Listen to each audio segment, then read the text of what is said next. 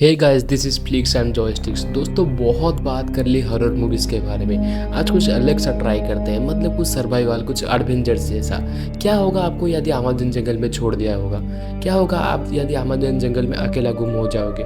तो यदि आपके पास टाइम है तो ये मूवी को आप एक बार ज़रूर देखना चाहिए। यदि आपके पास टाइम नहीं है तो मैं हूँ ना आपके लिए एक्सप्लेन करने के लिए। दोस्तों, यदि हमारे वीडियो आपको थोड़ा सा भी अच्छा लगता हो तो प्लीज़ एक लाइक, एक सब्सक्राइब और एक प्यारा सा कमेंट कर देना, जिससे हमें बहुत मोटिवेट मिलता है। तो थैंक यू दोस्तों हमारे सारे वीडियो को इतने ज़्यादा प्यार देने के लिए। तो with that wasting any time, let's get started. कहानी की शुरुआत पर हम देखते हैं योसे नाम के एक लड़के को, जो कि ट्रैवल करने के लिए बहुत ही पसंद करता है। तो वो अपना नेक्स्ट टारगेट अमेज़न जंगल को चुनता है, तो इसलिए वो ओलिविया जाना चाहता है। यहाँ पर हम देखते हैं जब वो ओलिविया पहुँचता है, वहाँ पर ऑस्ट्रेलिया के एक जंगल में वो एक रात स्टे करता है और उसकी मुलाकात वहाँ पर एक अलग पर्सन से होता है, जिसका नाम होता है मार्कस। दरअसल वो पैशन वाइज वो एक टीचर होता है। यहाँ पर मार्कस और योसी जो है वो एक रात स्टे करते हैं उसी जंगल में। नेक्स्ट सुबह हमें देखते हैं यहाँ पर जो मार्कस होता है वो अपने एक नए दोस्त से योसी को मिलाना चाहता है, जिसका नाम होता है कार्ल, और वो पैशन वाइज एक फोटोग्राफर है। यहाँ पर नेक्स्ट सीन शिफ्ट होता है, हम देखते हैं यहाँ पर योसी जो होता है उससे एक लड़की से मुलाकात होती है, जहाँ पर उनके बीच बातचीत होते होते उनके बीच प्यार हो जाता है।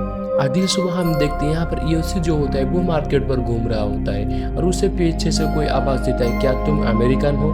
यहाँ पर जो योसी होता है वो उसके साथ बात करने लगता है। यहाँ पर वो जो कार्ल होता है वो योसी को बताता है, यदि तुम ट्रैवल करने के लिए आए हो तो तुम्हें जंगल को बीचों बीच पर जाना होगा, वहाँ पर असली मजा है। यहाँ पर जो योसी होता है वो ये बात जाकर उन दोनों दोस्त को बताता है, लेकिन वो दोनों मना कर देते हैं। लेकिन कुछ समय के बाद यहाँ पर योसी जो होता है उनको जैसे तैसे कर मना लेते हैं। अब यहाँ पर ये जो तीनों की तीन है वो अपने सफर तय करते हैं। इसके लिए उन्हें बहुत सारी चीज़ की ज़रूरत है जो होती है। यहाँ पर कार लाता है और उन्हें बहुत सारा कुछ बताता है। यहाँ पर वो उन्हें एक मैप दिखाकर बताता है, यहाँ पर आदिवासी लोगों की एरिया है जहाँ पर हमें फंस जाना होगा। और नेक्स्ट सुबह हम देखते हैं जो चारों के चारों लोग हैं वो एक प्लेन हायर करते हैं और उसमें निकल जाते हैं और वो एक रात पर एक जंगल पर स्टे करते हैं। यहाँ पर हम देखते हैं यहाँ पर जो मार्कस होता है उन्हें उसी जंगल में जब स्टे करते हैं उसे कोई कीड़ा काट लेता है। दरअसल वो इतना ज़्यादा रिएक्ट करता है कि मान लो उसे कोई सांप ने काट लिया हो।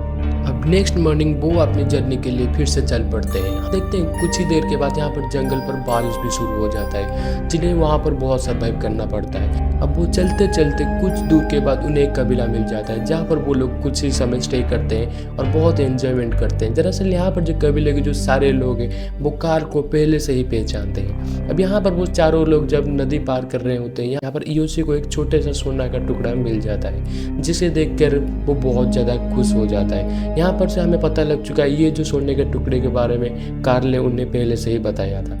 भले उनके बाद उसे पहले से बिलीव ना हो, लेकिन यहाँ पर उन्हें वो सोने का टुकड़ा मिलने के बाद वो बहुत ज़्यादा खुश हो जाते हैं। नेक्स्ट वो निकल पड़ते हैं फिर से अपने मंजिल की तरफ, मतलब इंडियन आदिवासी को ढूंढने के लिए, जिनको आज तक किसी ने भी नहीं देखा होगा। लेकिन यहाँ पर हम देखते रहे चलते चलते यहाँ पर जो मार्कस होते हैं उसके पैर में बहुत ज़्यादा जख्म हो जाता है। नेक्स्ट सुबह हमें दिखा जाता है यहाँ पर जो मार्कस है वो इतना ज़्यादा जख्म हो जाता है क्योंकि वो चल भी नहीं सकता। यहाँ पर उसके वजह से यहाँ पर उन लोगों को कुछ देर यहाँ पर स्टे करना होगा, क्योंकि यहाँ पर जो कार्ल होता है वो बोलता है कि हमें उनके तक पहुँचने में और 3 दिन और या 4 दिन भी लग सकते हैं। यहाँ पर जो योसी होता है वो बोलता है कोई बात नहीं, हम मार्कस को उठा कर ले जाएंगे, जो कि एकदम संभव नहीं है क्योंकि वो बहुत दूर से आया है और वो यहाँ पर अपनी हिम्मत टूटने नहीं देगी।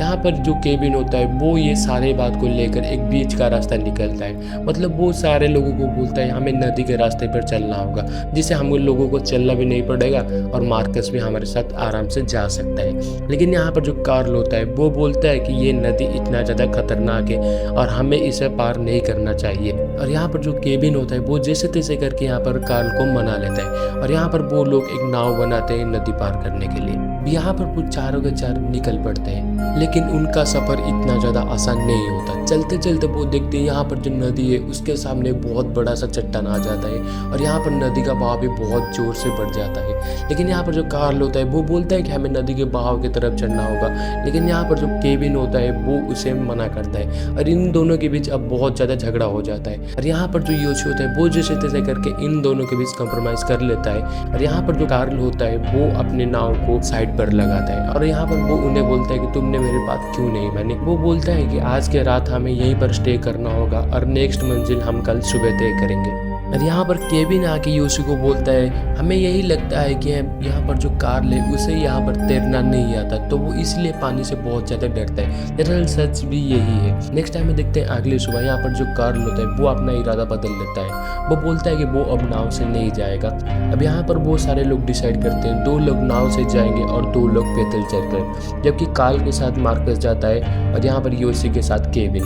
यहाँ पर योशी बहुत ज़्यादा खुश हो जाता है क्योंकि यहाँ के जो नाव है सारा कंट्रोल अब उसके हाथ में है और यहाँ पर उनका सफ़र बहुत ज़्यादा डेंजरस होने वाला है। अब हम यहाँ पर देखते हैं वो चलते चलते देखते हैं नदी में बहाव इतने ज़्यादा बढ़ गए और सामने से बाढ़ भी आना शुरू हो गया है और उनका नाव एक बड़ी सी चट्टान से टकरा जाता है, जिसकी वजह से उनके सारा चीज़ वही नदी पर पलट जाती है। यहाँ पर वो दोनों लोग एक चट्टान को पकड़ कर खड़े रहते हैं। यहाँ पर जो केविन होता है वो यहाँ पर योशी को बोलता है मैं नदी के किनारे पर जाऊँगा और तुम्हें वहाँ से एक रस्सी फेंकूंगा जिसकी मदद से तुम भी वहाँ आ सकते हो, नहीं तो हमारा जान जा सकता है। लेकिन यहाँ पर जो योशी होता है वो बहुत ज़्यादा डर चुका होता है। वो बोलता है कि ये करना बहुत ज़्यादा मुश्किल है, मैं ये नहीं करना चाहूँगा। अब यहाँ पर हम देखते हैं केविन नदी के उस पार चला जाता है और यहाँ पर जो योशी होता है उसे वहाँ के लहरें नीचे पटक देता है, जिसकी वजह से वो अपना संतुलन खो बैठता है। अब यहाँ पर जो केविन होता है वो योशी को यहाँ पर नदी में डूबते हुए देखता है। दरअसल वो देखने के बजाय कुछ भी नहीं कर सकता। यहाँ पर हम देखते हैं जो योशी होता है वो नदी में बहकर बहुत दूर चला आता है। वो अपने दोस्त केविन को आवाज़ लगाता है लेकिन वो उसे नहीं सुन पाता। असली मजा यहीं पर शुरू होता है। अब यहाँ पर रात हो जाता है और बारिश भी बहुत जोर से शुरू हो जाता है। अब यहाँ पर जो योशी है उसके पास खाने के लिए ना खाना है या सोने के लिए कोई टेंट।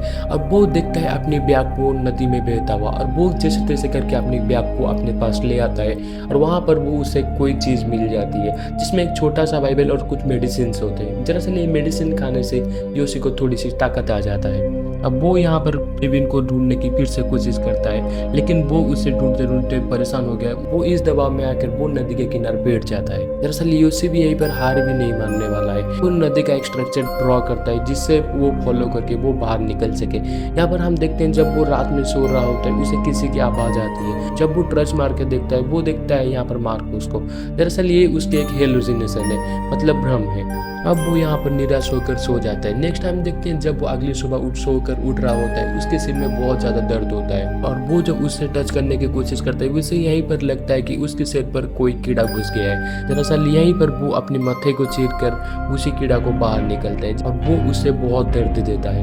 अब यहाँ पर हम देखते हैं योशी चलते चलते उसे 2 चिड़ियों के अंडे मिलते हैं और यहाँ पर योशी के भी बहुत जोर से भूख लगती है। यहाँ पर जो योशी होता है वो उसे जब खाने की कोशिश करता है वो देखता है कि उसी अंडे के बीच वहाँ पर चिड़िया के बच्चे भी होते हैं, लेकिन यहाँ पर उसे इतना ज़्यादा भूख लगती है तो वो उसे खा भी लेता है। यहीं पर योशी के पैर भी बहुत ज़्यादा दुखने लगते हैं। जब वो अपने पैर को देखता है उसकी पैर एकदम जख्म से भरी होती है और यहाँ पर उसे वो फील होता है जब मार्कस के पैर में इतना ज़्यादा जख्म होता है उसे कैसा लगता होगा और वो अपने मन ही मन उसे सारी बोलने लगता है। यहाँ पर हम देखते हैं वो जब फिर से चलना शुरू करता है उसे किसी के पैर के निशानी दिखती है। यहाँ पर उसे लगता है कि ये दरअसल केविन के होगा, लेकिन वो वहीं पर उसी अंडे के छिलकों को देखता है जिसको वो तोड़ के खाया होता है। यहाँ पर उसे वही लगता है कि वो घूम फिर कर वही जगह फिर से आ गया है। ये देखकर वो बहुत ज़्यादा निराश हो जाता है। नेक्स्ट टाइम देखते हैं यहाँ पर जो केविन होता है वो नदी के किनारे गिरा हुआ होता है और यहाँ पर कुछ गाँव के लोग उसे वहाँ पर से हीलिंग कर लेते हैं। यहाँ पर हम देखते हैं यहाँ पर जो केविन होता है वो उसी फॉरेस्ट ऑफिसर के पास जाते हैं और अपने दोस्त के बारे में बताते हैं। यहाँ पर जो फॉरेस्ट ऑफिसर होते हैं वो एक प्लेन हायर करके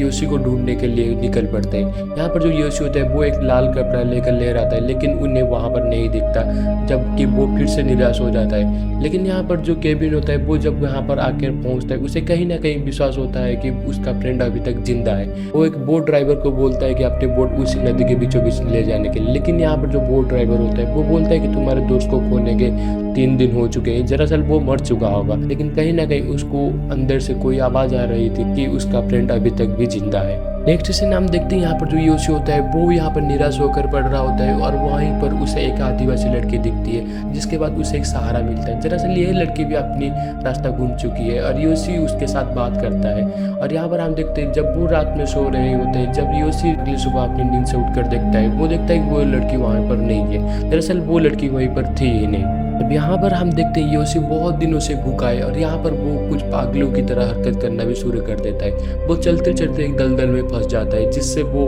बाहर भी नहीं निकल सकता। लेकिन यहाँ पर उसे कुछ फ्लैशबैक की कहानी याद आ जाती है जिसकी वजह से वो जैसे-जैसे करके उसी दलदल से निकल जाता है। और यहीं पर उसकी दर्द भी ख़त्म नहीं होता। जब वो उस दलदल से बाहर निकलता है, यहाँ पर जो जंगली चींटियाँ होते हैं उसे बहुत ज़ोर से काट लेते हैं। यहाँ पर जो योशी होता है वो राहत पाने के लिए यहाँ पर नदी के किनारे आकर सो रहा होता है। नेक्स्ट मॉर्निंग हम देखते हैं यहाँ पर जो केबिन होता है वो उसे ढूँढने के लिए ठीक उसी स्पॉट पर पहुँच जाता है और वहाँ पर उसे योशी कहीं भी नहीं दिखता और वो भी निराश होकर ठीक वहीं से निकल जाता है। ठीक है, हमें देखते हैं यहाँ पर जो योशी होता है उसे उसी की आवाज़ आती है और वो दरअसल एक गड्ढे में सो रहा होता है, इसीलिए केविन जो है उसे नहीं देख पाता। वो उसे आवाज़ लगाने की कोशिश करता है लेकिन उसके अंदर इतना ज़्यादा एनर्जी नहीं है जबकि वो उसे आवाज़ लगा सके। तो इसलिए वो क्या करता है ना, एक जो जंगली चींटी होता है वो अपने ऊपर चढ़ा लेता है जिसकी वजह से उसे बहुत ज़्यादा दर्द होता है और वो यहाँ पर चिल्लाना लगता है। यहाँ पर जो केविन होता है वो उसे देख लेता है और वो उसे वहाँ से ले जाता है और यहीं पर ख़त्म होती है जंगल की कहानी। तो दोस्तों आप बताइएगा, यदि आपको इसी अमेज़न जंगल में छोड़ दिया होगा तो आप यहाँ पर क्या करते?